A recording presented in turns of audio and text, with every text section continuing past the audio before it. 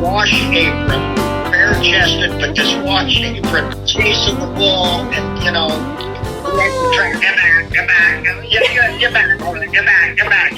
everybody, and I'm down from the giggle to the full roar. Welcome in. This is Melissa Hart with the DAT Extra podcast. Today we sit down with Norman Nabholz from Waukon, Iowa, and talk everything cows from the old days. How's the weather out there in Iowa today? Today it is a little bit warmer than average, cloudy, but you know what? No snow, no cold, so we'll take it. Every day like that was one less day it's going to be cold and winter. That's what I say. Absolutely. Yeah. Absolutely.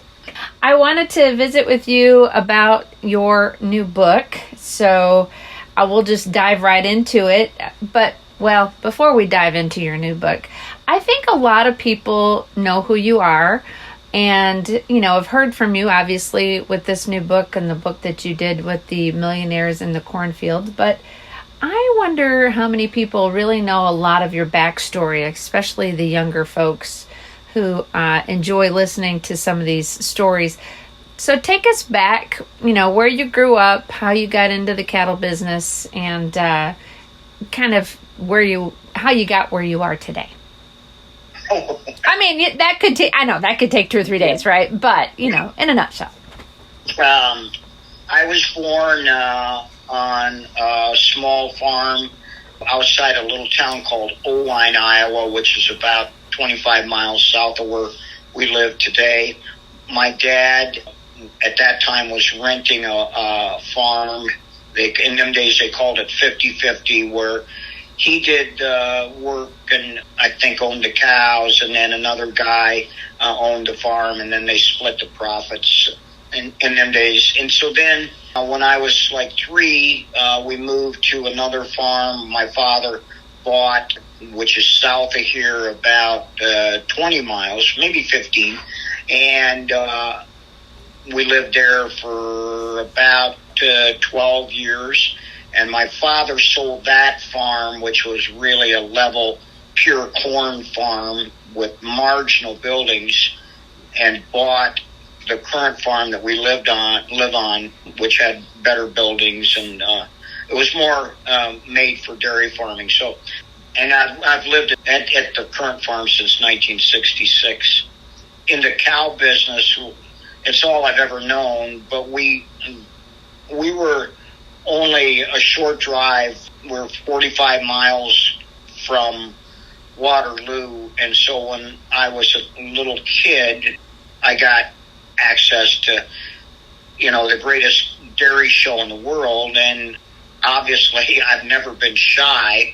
And so I got up close and personal with, in them days, the great Jersey breeders of all time, and herdsmen.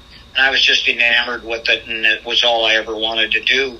And that propelled me into being in the cow business. I went to college. I went to a junior college, and I went to Iowa State because I wanted to be on the judging team. And so I was on the judging team, did adequate. But when I got done, I wasn't I think you would probably find now, if I was diagnosed, I had probably a learning disability. And I'm not saying that in jest. I'm saying it. I could understand the cow parts and, what went into that. But when it come to chemistry and physics and geometry, I was clueless. I'm literally clueless. So higher education really wasn't my forte. So I quit college, and this is kind of where it gets a little weird. I called my dad and said that I'd quit college right after the national judging contest.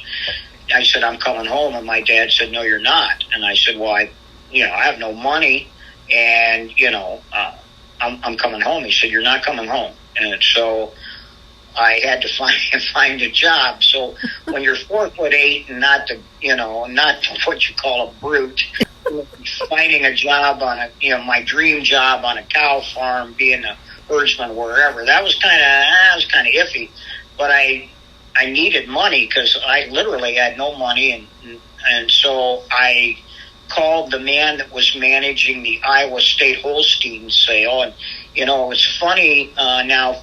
50-some years ago, they had the same problem. They couldn't get help. So with all my ability, he said, yeah, you can come help. So I fed hay, and I was the best at currying out and cleaning tails, tails with, major issues. Uh-huh. And I did tails and swept floors, but it was $30 a day. And so I worked there for 5 days. So I had $150 in my pocket, which was pretty good considering I had zero when I went there.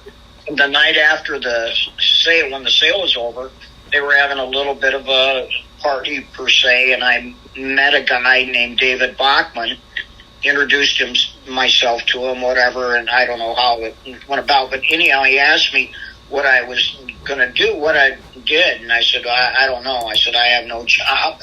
I don't know what I'm going to do right now. And he said, and I quote, why don't you come back with me, kid? And so that was at night, and they were partying, and he said, meet me in the lobby at 6:00. And I thought, yeah,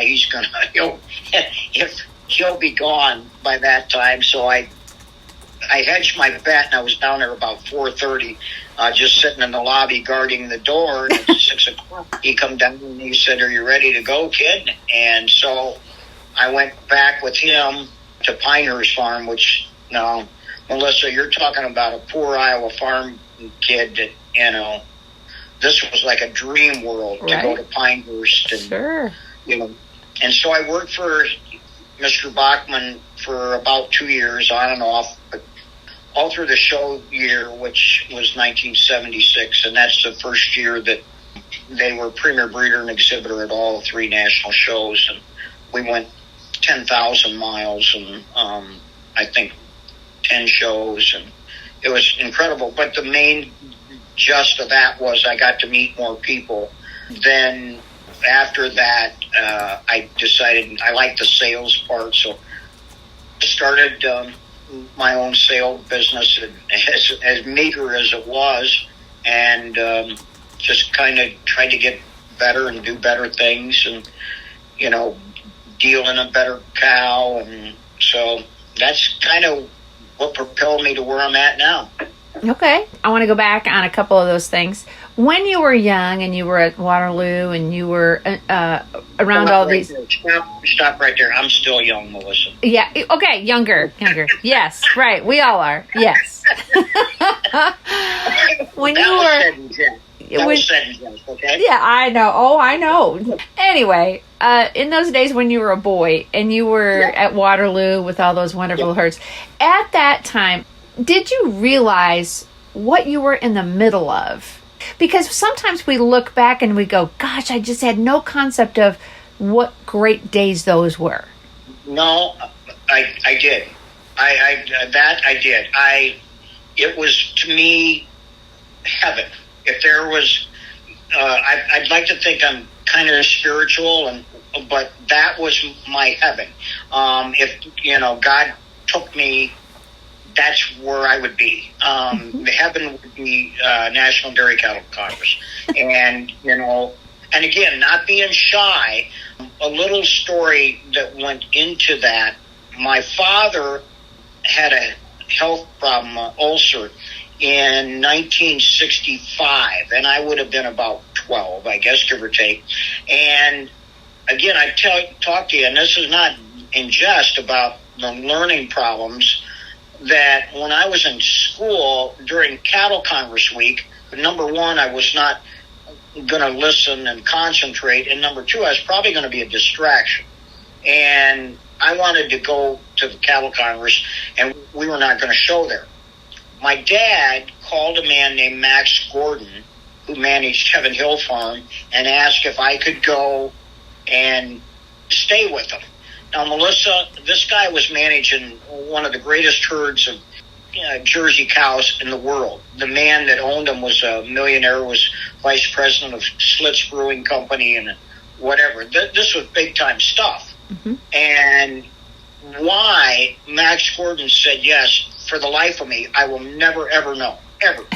But I got to stay for the whole, quote unquote, 10 days at Cattle Congress and be, quote unquote, part of the group. I filled water buckets, I folded blankets, I combed out tails, you know, and I run more water over the buckets than I can't imagine the amount of water that went down the drain, you know, with me filling buckets, because my mind would have been. So I got to be up and close and personal with the greatest Jersey cows that I'd seen on the covers of magazines, and you know, I got to brush them. I got to, you know, and I knew them all by heart and by names, and you know, it's just amazing. Then I also, everything had horns, so I got to go up in front of the cattle and stand or sit on a hay bale or two hay bales and hold their halters or their rings in the big bulls while guys work their horns down. Oh my! So here I am holding, Give You a Beacon Brilliant, a Great Bull, or Maylad's Wallflower, or Pin Blonde Oakland. You know, I was holding their halters. Yeah, I knew exactly.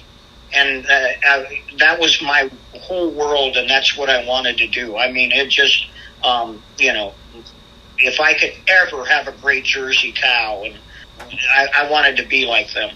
So, yeah, I did. So, Max Gordon, tell us about him. Max Gordon was a brilliant, brilliant man and a great cow man, and he's from Indiana. Mm-hmm. And a cool story, he was my idol. Mm-hmm. I mean, and Max Gordon was everybody's idol.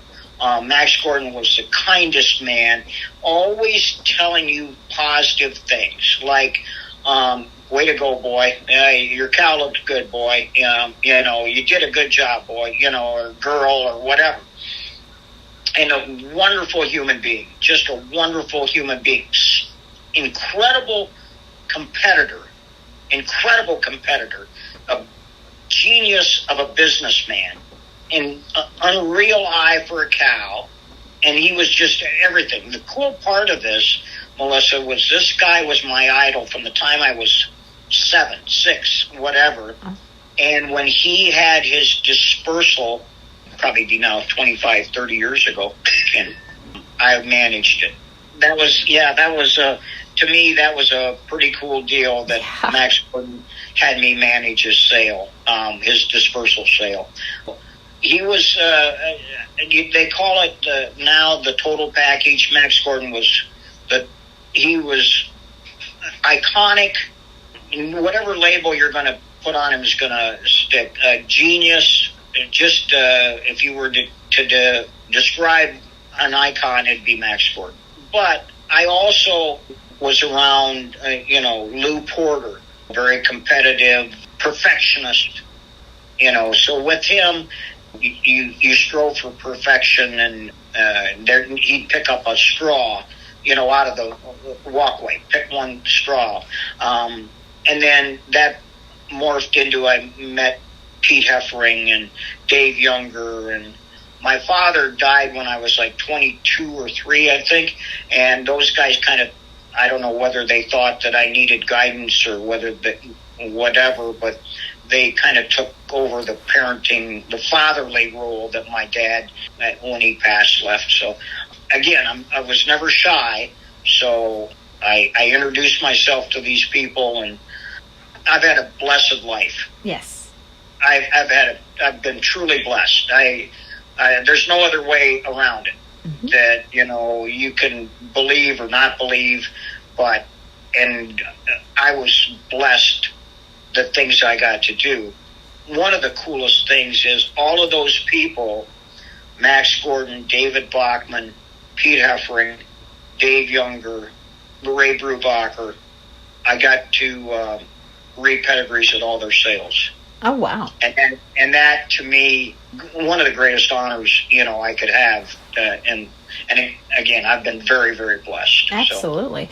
So you mentioned Pinehurst, and you mentioned 10,000 miles, 1976. Yeah. Now, I know that's a long journey, but give us the highlights of the journey. What shows did you go to, and tell us about that.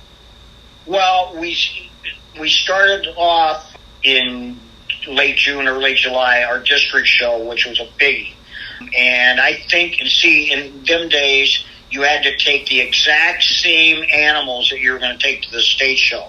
So we took probably, I'm thinking we had 25, 30 head, and that was at a little town next to us. I think it was Manitowoc or Plymouth, which was not very far. And then we went home. Then we went to our state show, which was in Lancaster, Wisconsin, and we showed under a tent of all things. Oh, my. And huge show. We won. The one thing I can vividly remember about that one, well, I can remember a couple things, which is shocking because I don't even remember what I had for dinner last night. But we won 10 firsts. And this was a huge show. We were premier breeder and exhibitor, and it was incredibly hot. And we had one of our headliner cows was a cow called Ecrasso Fond Mat Linda, and she was very, very mean, rotten mean. And we had a guy leader for us, and she mopped the floor with him. She won. She come out of the ring, and I'm not very big. I ain't gonna get run over. And I'll never forget the guy, Nelson Rader, one of the great showmen of all times, telling Mr. Bachman, next time you race this horse, you get a different jockey. And so then we went from there to Wisconsin State Fair, which was always a rite of passage at Pinehurst. We had right inside the door from the Coliseum. We had both sides, and of course we had big bulls, and we did very, very well. And then from there we went to Iowa State Fair, which was my home state, which was pretty cool because, coming home to Iowa and, wow, I'm one of the big guys. Yeah, yeah. So then we went to Minnesota State Fair, and then come home for, a couple weeks maybe, and then we went to Harrisburg. From Harrisburg right straight to Madison. Madison, we got done, and we also had some Ayrshires. In fact, we had one considered the greatest Ayrshire of all times. And so the National Ayrshire Show was in Columbus, Ohio. And so they sent me and Ken Impey with, I think we had 7 Ayrshire cows, or Ayrshires, a couple heifers, to there, showed our Ayrshires, got in a truck, come back, met the semi at Pinehurst, got right back in the semi and went to Fresno, California. Oh, my. And then we got done with that, come home, and we were home, I don't know, probably a month, and we sent 2 to the Royal, which was not a big deal. And I think, if I remember right, I rode up with Mr. Bachman just to, they were tied in with somebody, and we had 2 head there, and that was the end of the year. Ended up with a lot of nominations, and that was a big thing because a cute part of that was we had a secretary at Pinehurst who was very, very good at her job. I mean, she watched the money very, very well. And shocking as it was, in 1976, our total bill for showing was $34,000. Oh, my goodness. Well, you look at it now, that wouldn't even get you to Madison. Mrs. Danks, which was her name, Mrs. Danks, was very, very, I don't know, she wanted to make sure we knew, how much this was costing. And she told Mr. Bachman, this is very expensive at $34,000. It's, that's costly. It costs a lot of money. We sold one bull to Japan, and I think the check on him was like $100,000, and that was in 1976. Wow. And then we sold a couple others for more than that, but that paid for our show and So those 25 cows, though, so that wasn't tie-ins. That was just Pinehurst cattle. No. We had no tie-ins. Oh, no. So, no tie-ins. We had, the whole deal. We had, I don't know, probably 5 bulls. I know we had 3 big bulls in the front of the semi, and then I think we had 5. We had a bull calf. It was my pride and joy. My pride and joy, because I broke him to show, and he was still, to me, he was perfect. And you look at his picture, and that was before Photoshop and whatever, and I mean, he was incredible. He was junior champion at every show we went to. So what was it like showing those big bulls? I mean, not just showing, but maneuvering around the country with bulls. I'm an old man, and I'd like to say that, these kids today, I don't know if they could do it. We never had a problem. The 3 bulls that we had, the big bulls, were pretty cool to work with. Barry Quickfall and we have a story to tell about, we had a 2-year-old bull, and we were taking him to the wash rack at Fresno. And if you've ever been around bulls, sometimes they can start backing up on you. And when they do, they're so strong that it's hard to even, stop them. Mm-hmm. And this bull started to back up. And he wasn't mean. He was just weird, and he just started to back up. And I'm a different breed of cat. When something's going very, very wrong and I get nervous, I get the giggles. And I'm starting to get the giggles. And Barry said, if I ever get him back in the stall, I'm going to kill you first and him second. But we tell this, it's been, 76, and I can still remember him backing up. They were, you treated those bulls with respect. You didn't do anything stupid, and you didn't, but you know what? We never, except for him backing up, we never had too much problems with him. Now, I also worked with Jersey bulls, and that's a different story. They can be very nasty. Jersey bulls are extremely quick, and you never, ever, drop your guard with a Jersey bull. But when they're broke to show, well, there's nothing like showing a big bull. It's really, they call it a rush, exhilaration, whatever.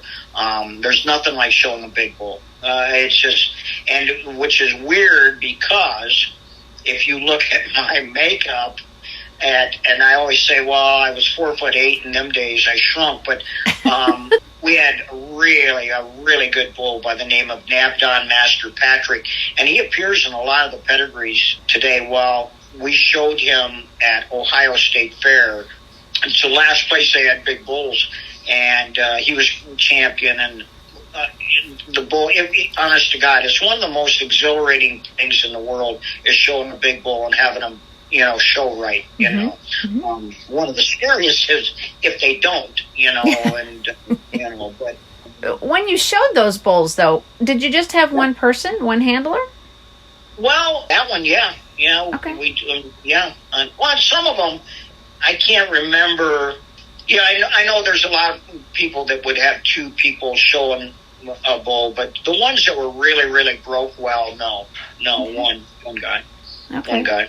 Yeah. That's interesting. So, back to the Ayrshire cow. Can I test your memory? What was her name? The one that you said was fantastic.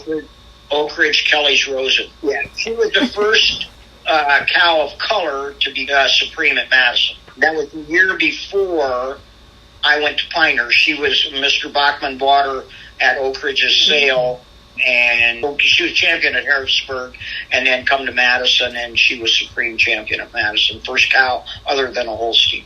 So you said you read pedigrees for all these sales. Well, how did you get into that? What was your first experience like that? You are the consummate pedigree reader now, and very entertaining. How did you get there?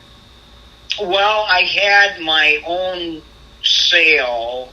My first Jersey sale was in Noblesville, Indiana, and the Indiana State Sale. And, obviously I've been around all of these great pedigree guys, and I patterned myself after, and I thought, you know what, I think I can do this. I think I can do this. I thought, and I still do to this day, think Mr. Bachman was the best at it. And I rode with him and was around, and I did a jersey sale, and it did okay, and did a few more jersey sales, and they did okay. And then the local Holstein sale manager at that time, Mr. Bachman, had done most of his pedigrees, and he couldn't do a sale, and so he asked me if I wanted to do it. And again, I'm not shy, and I figured, well, hell, I can do that. And I did. And I always say I'm little, so it doesn't take much to haul me around, and I'm cheap, so they can, if they can't get a good one, they can get me. And the other thing is that it keeps the people's attention, because you really never know what he's going to say. So you know that you're not going to have people wander out, because if they do, then what if they miss what he just said? Mm-hmm. So, and here's another thing that, back in the day of print media, you're not going to confuse me with 6'1", Caucasian, blonde hair, whatever. Okay. Mm-hmm. So when they would take pictures, the guy would say, oh, I want the little guy, or, I want that, the guy that looks different. And I used that, and they didn't know my name, but, what's his name? So that's how we did. So you've done a lot of sales, obviously, through the years. What's one of your top sales that you enjoyed the most, or maybe that was remarkable to you? Or I'm sure there's a lot that you could say, but what's one of those top sales that you just really enjoyed? You know what, Melissa? That question's I guess the first Hilltop Hanover sale that I did, with all the the glitter and the glitz, and again, I go back. I'm an Iowa farm boy. Mm-hmm. I'm an Iowa. And for me to be in the outskirts of New York City, and for tax reasons, about every 3 years they had to have a big sale. Mm-hmm. And so I got in. I don't even know what year it was, and Dave Younger asked me if I would. We had 3 pedigree people, and I was one of the 3. Okay. And Mr. Bachman, and I think Bruce Murchison from Canada. And so, I'm like, man, I'm in tall cotton, and that, and the thing that the best part was I got to work with the best auctioneers, all of them. Mm-hmm. I got to work with the best auctioneers from 1977 on, mm-hmm. from Merlin Woodruff, Bob Shore, Bill Kent, oh my God, Brent Walker, Gary Estes. I think that needs to be your next book, auctioneers that you've worked with, because that would be such a fun book to read. But go ahead, Gary Estes, go ahead. Again, I got to work with all the best ones, and there's nothing more, Gert and I talk about the travel anymore is rough. The airports are rough, the planes are rough, the car rentals are rough, the big city driving is rough, going into a hotel, and that's all rough. Mm-hmm. And I can have every ache and pain in the world for a 70-year-old man that's got more artificial joints than you can even, write a book about. But when I get up in that box with a great auctioneer, there is no feeling like it to me. Uh-huh. There is no... Melissa, I can be so sore and so whatever, just not having a great day. But when you get into a box with a great auctioneer, and I've worked with the best ones, I've worked with the best of the best. Mm-hmm. There is nothing like it. Something that I wish I could bottle it, because I drink a bottle every day. And it was something, the other thing is something that we all want to have, something that we think we can do good. Mm-hmm. Not to be the best. Not, not every coach is going to be a Tom Izzo. Mm-hmm. But you can be good at it.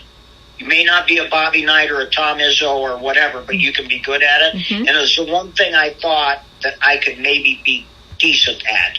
And then it's enjoyable. It's very, very enjoyable. It's euphoric to me. Well, you got to know the pedigrees. I think you got to be able to read.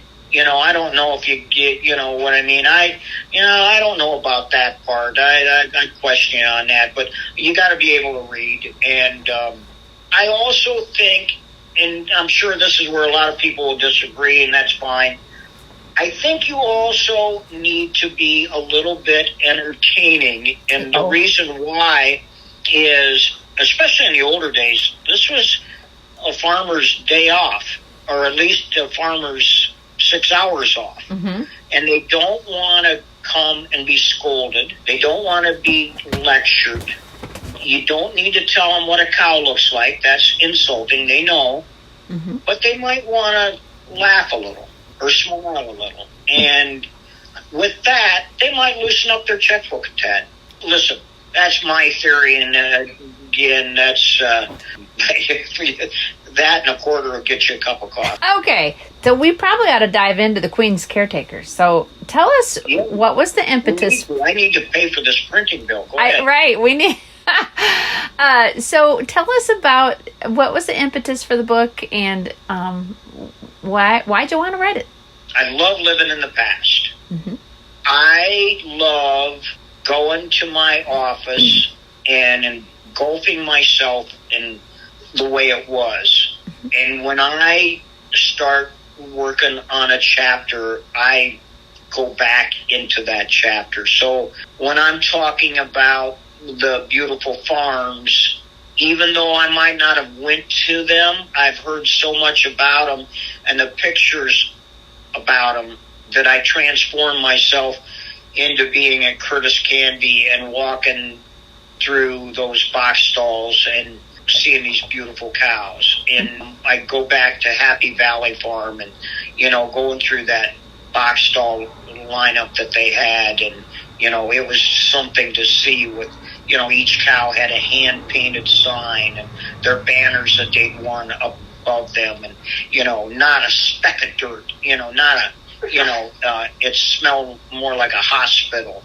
Then going to the shows when I'm writing about my favorite places to show and, the hottest places and the coldest places. It was like going back to all of them, going back to Madison the first year we went there, and Waterloo and Columbus, Ohio. And so it was like going back to all of them and reliving all that. And you throw away the problems that we got today, because you turn on the news and we're transformed back into what we got now. At the time, being at that show or in that farm or visiting with Steve Briggs or talking about Ed Hall, you're transformed back, and I like that. And I got to tell you, kind of an interesting deal. We proofread this book 7 times. Oh, my. And before the last one, I was ready to throw it in the garbage. Oh, my. It just wasn't coming together like where we had some things. We missed a picture, that I thought we should have done. And I thought, you know what? I've had enough fun writing it. I've got my enjoyment out of it. So, we don't have to print it. So we did the last time, which was about 1st of September, and we went through it again, put it into book form, took it to the printer, got it back with the cover, and I went through it and I said, you know what? I think it's going to be okay. Good. And so then, we printed it, and I thought, okay, now we'll see if anybody else thinks so. And the response has been unbelievable, humbling. It's very humbling, very. You talk about the first time you went to Madison, and in fact, you loved Waterloo, and you thought that the barns there were perfect for cattle. The ventilation was good, and you were disappointed the first time you went to Madison. So tell us about that.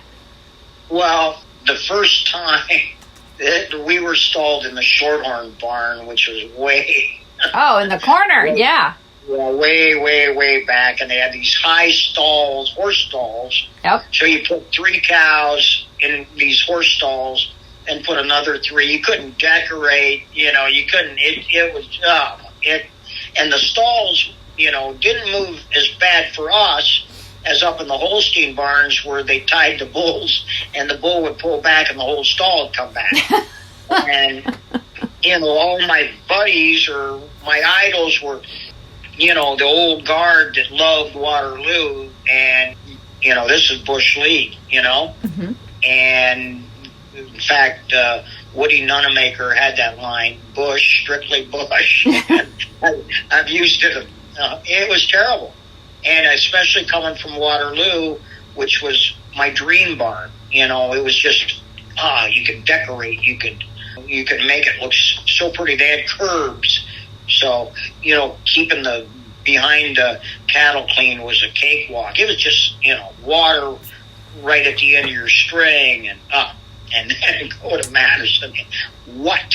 So I said it went from the worst to the first with the new barns. But I think you're one of the few, because I know that everybody that I talk to that's of your era or my era, they love those old barns. I mean, when they built the new ones, they were quite disappointed because they just didn't have the nostalgia and the feel of the old barns that everybody likes to talk about. But I think it's much nicer now. So, well, here's the deal. Now I'm getting old and cantankerous and whatever.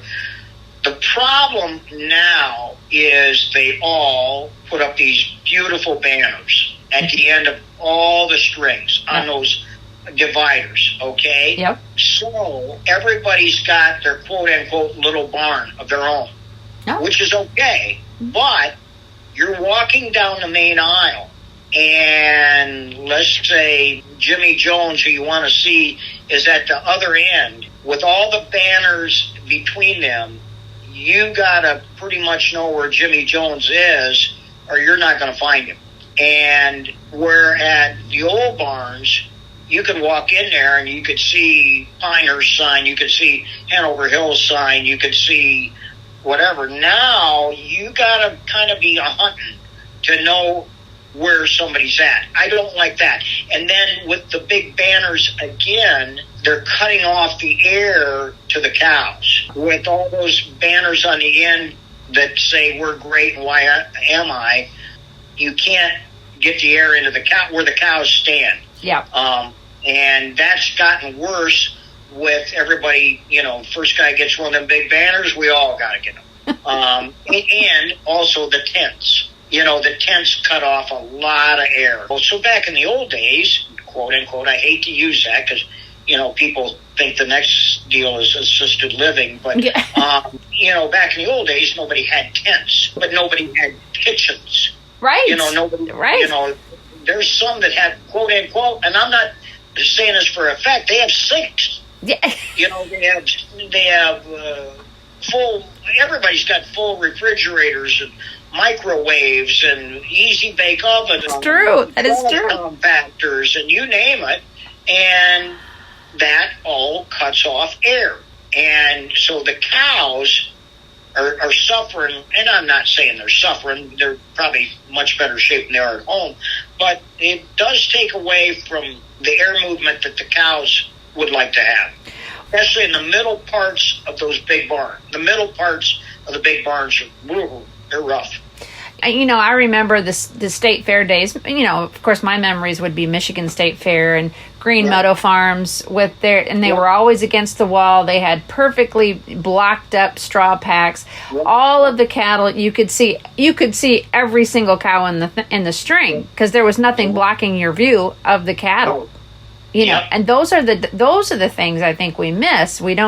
We're not seeing the long string of the cattle and that end cow that everybody wants to see, that you're putting out there to present the best of your string of cattle. And Well, and, a lot of the progress, everything, Green Meadow would have a whole string of their own cows. Heaven Hill would have, a whole string of their whole cow. Now you have quote unquote fitters groups and that have 45 head at 2,000 a head, And then, so it's so cost prohibitive to take a quote unquote string of cows to do that. So we've all changed into what you've had to do to compete.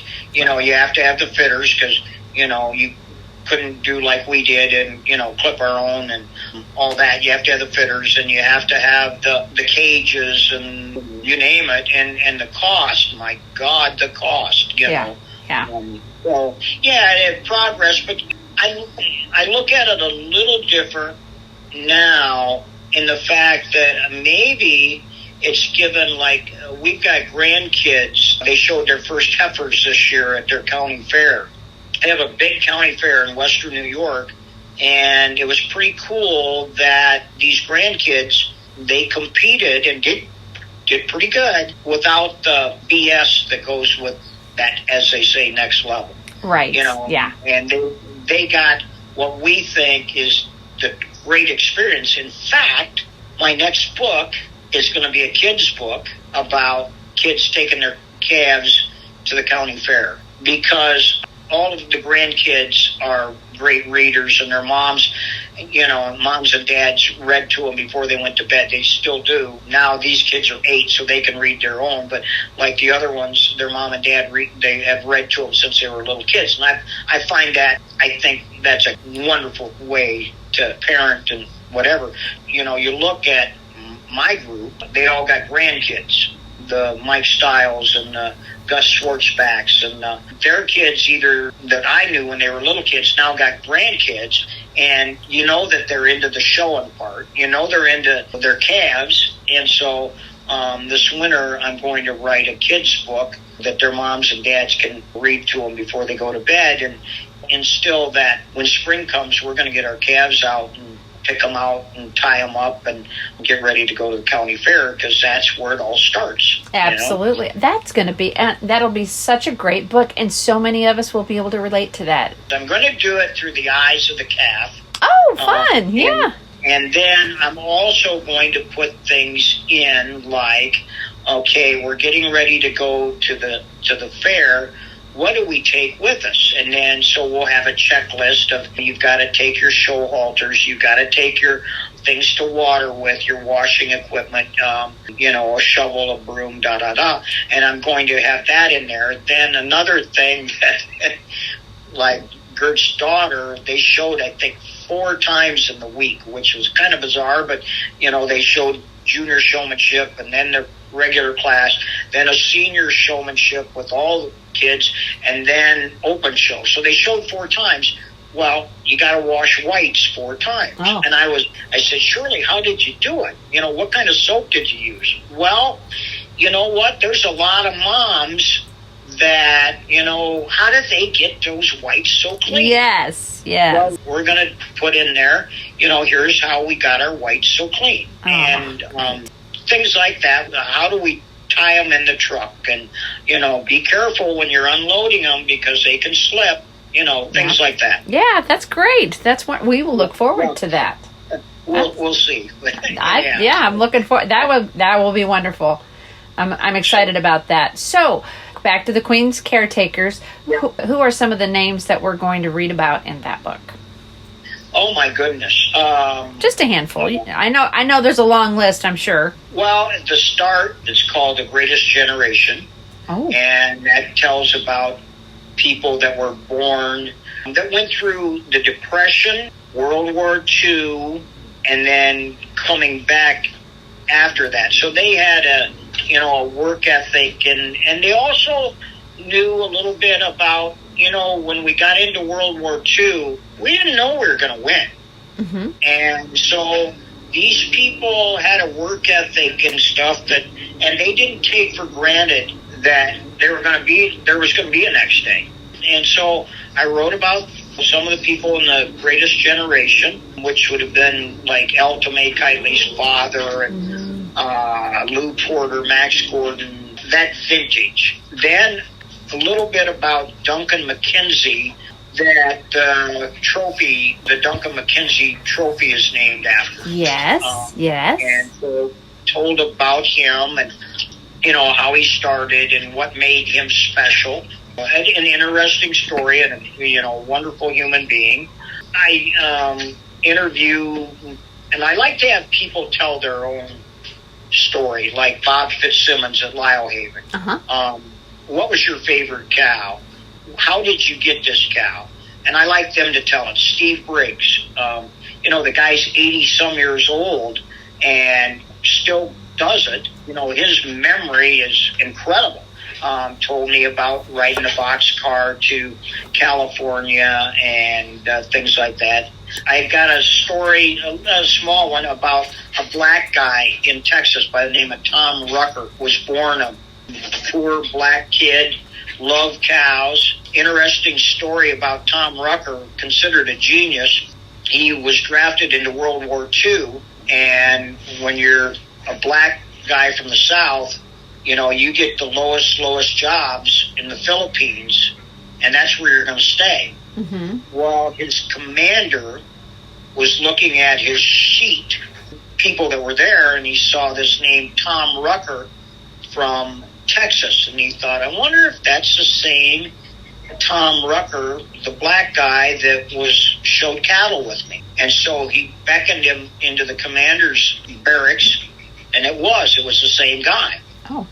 Well, he got promoted right then and there to be this guy's driver and got to share the same barracks with the commander. Oh, my word. You were a black kid in World War II. You weren't going to get to do that. No. And this Tom Rucker was considered a genius. Another guy that is a pretty cool story is a guy by the name of Ed Hall that was a brown Swiss guy, and he bought a bull for a lot of money by the name of Welcome and Stretch, and the bull had very few redeeming qualities, especially on his sire side. But this guy saw something in this bull, paid a lot of money for him, and he ended up to be one of the most dominant sires, if not the most dominant sires, ever in the Swiss breed. I'd love to know why. I knew that he did it, and I put that in the book. I'd love to know what he saw that nobody else did. And then he sold a calf to a kid named Brian Garrison. And Brian Garrison took this one calf to the Ohio State Fair, and she was 9th. And he ran up to this Ed Hall's, showed him the brown ribbon, and this Ed Hall had this great string of Swiss, and he said, well, let's go see her, and took the time out to go see this boy's 9th place brown Swiss calf. And I think Brian Garrison is kind of pretty well enthralled into the brown Swiss breed from that moment. Wow. And Doc Snyder, a little story about Doc Snyder and Dream Street. Another chapter that was kind of is the fire in the barns at Columbus. Oh, yeah. I did a story about that. That was 52 years ago this year. And Melissa, I can tell you exactly what the temperature was. I can tell you that there was the sky was so blue that morning. There's a thing that we all remember where we were when Kennedy died. Yep. We all remember where we were on 9/11. Yes. I'll bet you can tell me exactly what the temperature was, what it was like in Michigan on 9/11. Yeah. I'll bet you could. Yeah. Well, this particular morning, the sky, and you ask anybody who was there, they could tell you what the sky looked like, what the temperature was like, where they were when somebody said there's a fire in the barn, and what all happened after that in the course of 30 minutes. Mm-hmm. In the course of 30 minutes, that whole barn was done, leveled. And it was hard to articulate in words what it was like, because you can't. Right. The sounds and the screams and, the mass confusion and whatever. But thank God we had great pictures, and, I did the best I could in, telling people what it was like. Because I interviewed, people that were there, like Alta May and Wayne Sliker. And the thing that I find intriguing is the money people that have been in the cow business. Uh-huh. Rockefellers and Vanderbilts and DuPonts and you name it, wealthy Pabst and Dayton department stores and, the wealthy people I find that intriguing. The guys at Arethusa, and that they find the beauty of the cow and what goes into it, intriguing enough that DuPonts could do anything. Right. Vanderbilts could do anything, but yet they like cows. Yeah. So, and you did interview some Klusendorf winners. Yeah. Didn't get them all. I picked and choose, What I did was the ones that have impacted me that I knew, and which I knew most of them, and I tried to touch base on as many of them as I could and not overlap my first book and still include some more. And yet the current ones will let history, the next guy to write a book can write about the ones that are now, because you want to make sure that I wanted this one to be about my age group, that maybe I'm old-fashioned, and the print media, I'm sure you as well can remember going to the mailbox to get the Holstein World or the Jersey Journal or, Guernsey Breeders Magazine. Well, now we don't get that, and thank God for, you folks that do that, but, it's still something about kitchen table and having Hordes Dairyman where you could look at it. And, yep. Yep, there's a Hordes Dairyman on my table right now. We haven't gotten it for a long time, and Corey Geiger's a really good friend of mine, and Corey, this spring, he said, I want you to do me a favor, and I said, what's that? And he said, I want to write an article about you for Hordes, and I said, Corey, there's a lot more people you can write about, and he said, well, this is going to be my last article. Mm-hmm. And I said, well, how can I turn you down? Right. So yeah. I don't know, and of course, after I'm gone, I guess, it's a moot point, but I don't know who's going to record history. I don't know who's going to tell the grandkids and whatever that your great-grandpa Jim was a great cowman, and your grandmother was the first gal to lead a champion cow, and, da-da-da. I don't know who's going to do that, and maybe it's not that important. I think it's really important, like you say, to chronicle some of these things, to get these feature stories of these herds out there. J. Bob Holsteins, they're selling out on Friday. Yep. We've got a feature story on them. Those stories need to be told about not everything is a big splashy show herd. Some, these mom and pop herds that have been there day in and day out, 24/7, doing the work every single day, surviving all the storms of the dairy business. Those stories need to be told, and they have been in a lot of different state magazines, so that's good. But you're right. People need to record history, and I've been saying for years, we need to get certain parts of the country, get these people together, have them tell their stories. Barry Potter, Dave Rama, have them sit down, tell the stories. We'll record it so that people can listen to those stories over the generations, so that people can hear about all of these great things that have happened in history, so we don't lose them, because they are very important to our history. You could almost write a whole book about Cash Bottomer. Right. I mean, from, where he started, here's a guy that decided to fly a show herd to California. And CM, little sidelight, we stalled behind Bottomas when I was a kid at the Illinois State Fair. And again, we're Iowa farm guys, okay? That's it. Mm-hmm. And here's Bottoма Farms, who we've read about and whatever.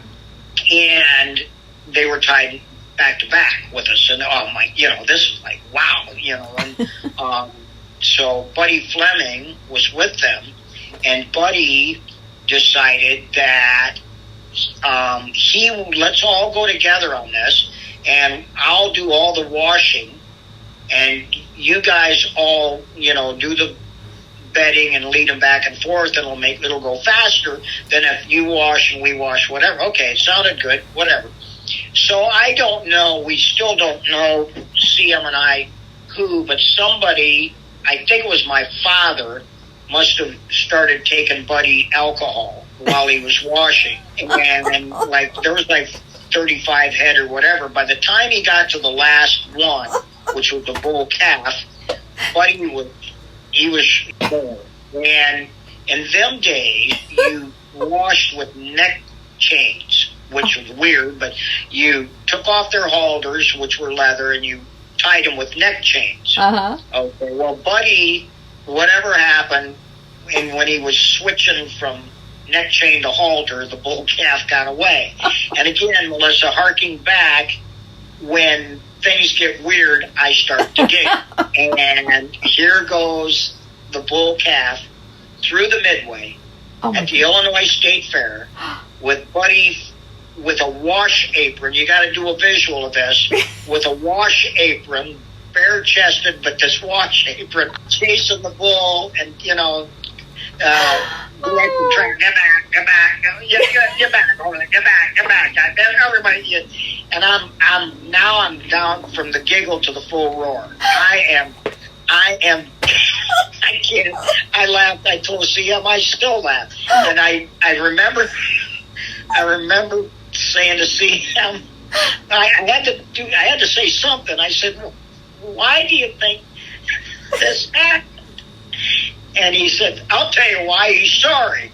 Yeah, he's sorry. That's why. He's a sorry SOB. He's sorry. And I'd never heard that before. And to this day, God rest his soul, I remember Fleming, you know, get back. Everybody get back over there.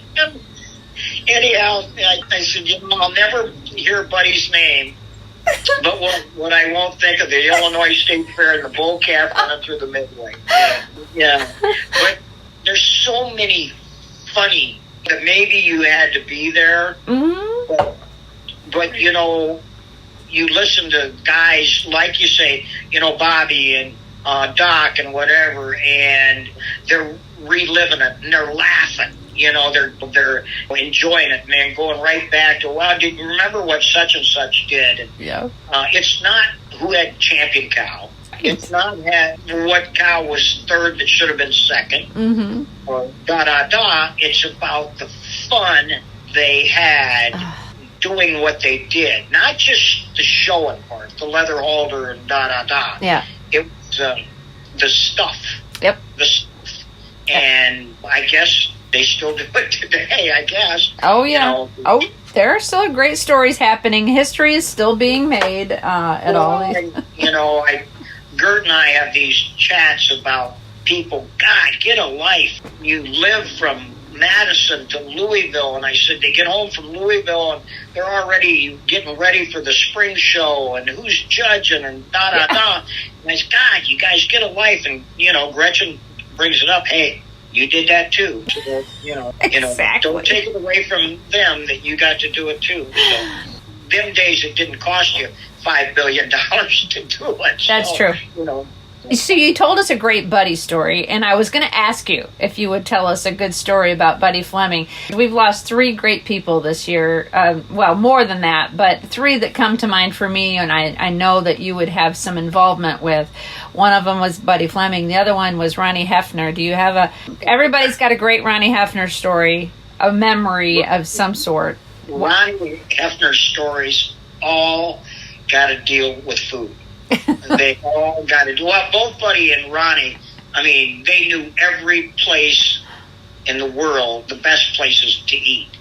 I mean, whatever. The one story about Ronnie Hefner that's kind of funny, doesn't deal directly with him, but in a way it does. The one was when Ronnie and Ernie, and Terry can tell this a lot better, but when Ernie was buying Ashland from Ronnie, and they went to pick her up, and Ronnie was sitting on the curb and tears rolling down his eyes and saying, you know, I don't know, I'll never have another cow like this.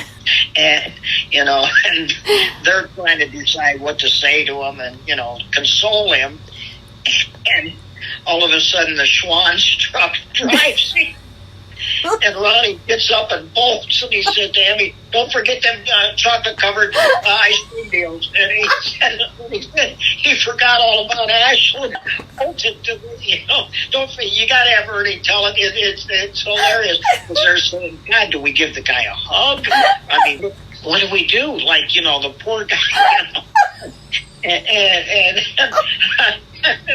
then his stories that he used to tell, like in Madison one year, we were getting done doing chores and somebody come down and they said, "Hey, you got to go up to Chris Hill's deal. Ronnie's into the vodka and telling stories." And I said, by the time we got up there, it looked like a Taylor Swift concert. You couldn't get close to him. I mean, they were 9 deep, and it was like, and he'd tell the same story. I mean, don't let the truth get in the way of a good story. Right. And, you knew some of them weren't true, but they were funny.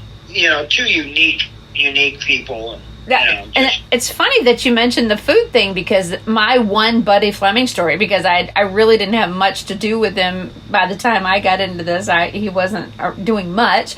We were at the New York Spring Show, and he and Ronnie Hefner wanted to go out to eat and invited us to go with them, and it was one of Buddy's favorite Italian restaurants, and that's what it was. It was it was a little mom and pop place, and he knew everybody in the place. He knew the owners. He knew all the wait staff, and it was just all about the food. And I laughed from beginning to end. That entire between Buddy and Ronnie and their stories, it was endless laughter. You know what is cool, and it's kind of a metaphor about humans and whatever. There's nothing like making somebody laugh. Right. The enjoyment of making somebody laugh is so, I don't know what you would call it. I'm trying to come up with a name, but those two guys love to make other people laugh. And they were doggone good at it. With the stories they would tell. Some of them had some truth to them. Some of them didn't. And the stories that they would tell, and they knew by the audience, which is you and me and Bobby and whatever, that we were laughing and that we were smiling, and it made them feel good. Yep. And that they were making you feel good. Yep. And that's pretty cool. And you wanted to be around them. Yep. If they would ask you, "Hey, do you want to go out to eat with us again?" Hell yeah. Yeah. That's pretty cool. I'm sure you think the same, that dairy business, show business, cow business is a microcosm of humanity. Mm-hmm. I think you'd probably have the same deal at a car show, horse sale, go-kart competition, that, a group of people get together and make the other people feel good, and that's our little group, Yeah. One more person that I want you to share a story or two or a memory or anything about is Michael Heath. That one's going to get a little emotional. Michael went to college in Waterloo, and we were getting ready to have a sale, and Michael asked if he could clip for him. I knew him, but not, I knew him as a little kid that come by our cattle, and that's about it. So we said, sure. And he did good. And of course, he was so into cows. And got done with the sale. Of course, Michael, as I told his cousin Mike Stiles this morning, Michael Heath was a little slow maturing. And so anyhow, we got all done, and Michael could sleep anywhere. And he was on our front living room on the floor. And after the sale, the next day and the next day, and my mom, God rest her soul, she says, "Honey, what are we going to do with him?" I said, "I'll get him up and have him rake hay." And we have hills. And I got him on the tractor, and oh my God, I just watched him for about 10 minutes. This ain't got it. He'd say it a million times. "Norm, we're going to try to get me to be a farmer. That didn't work, did it, Norm?"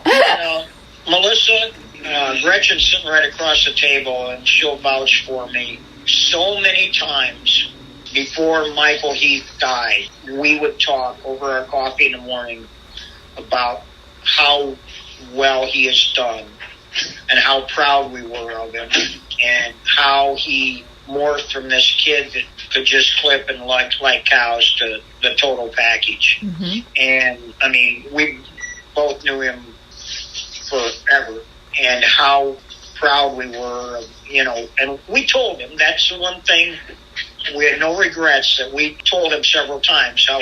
But Michael, I don't know if you ever ridden in a car with him, but Michael, or driving a car, would be, and I quote him from start to, he would be talking on his phone, texting, figure and breeding decisions for a guy's herd, like from top to bottom, and telling him and looking up in his little tablet what bulls he should be used, eating a sandwich, chewing tobacco and finding a spit cup, and like, I'm not a good rider, okay? Mm-hmm. I'm not a good driver, but I'm not a very good rider. And Michael, please, God, you're gonna.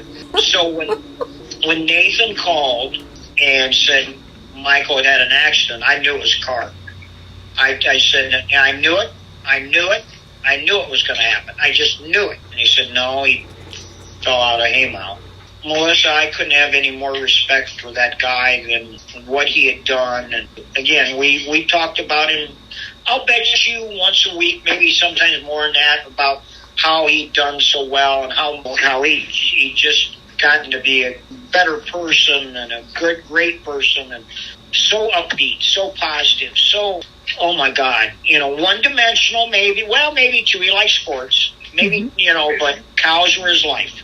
The betterment of cows, not just for him, and honesty. Mm-hmm. Now, Melissa, you go through the big league players in this business that have loyalty, honesty, integrity, and most of them you can check off one or two, but not all three. Right.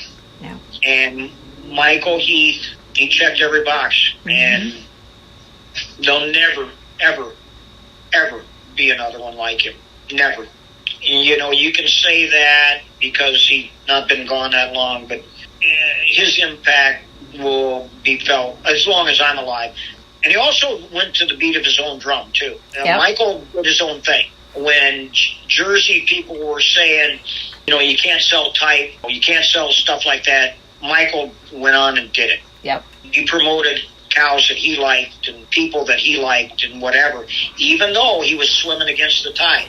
And that takes a pretty special kind of guy. It's hard to put into words what the guy meant to us in the cow business. And I think that Michael would be very, very happy with the fact that he's impacted younger people and that they want to be, well, like Mike, you know, that I think that would really, you know, of all the stuff that he'd done and the awards he'd won and shows that he had judged, I think the fact that other people, younger people, might have some of the passion that he had for the business. And I tend to be a little bit negative at times, especially if I see somebody or something that I don't like. You know, I want to be the sheriff. You know, I want to be the guy that Michael would just say, Norm, just let him go. Norm, don't worry about it. You know, and here's a guy 10 years younger than me telling me, and here's me listening. Yeah. That don't happen. Okay? That don't happen. Okay, Michael. Unreal kind of guy. That's Norm Nabholz, the author of The Queen's Caretakers. You can order a book by contacting Norm Nabholz or Gretchen Taylor through Facebook.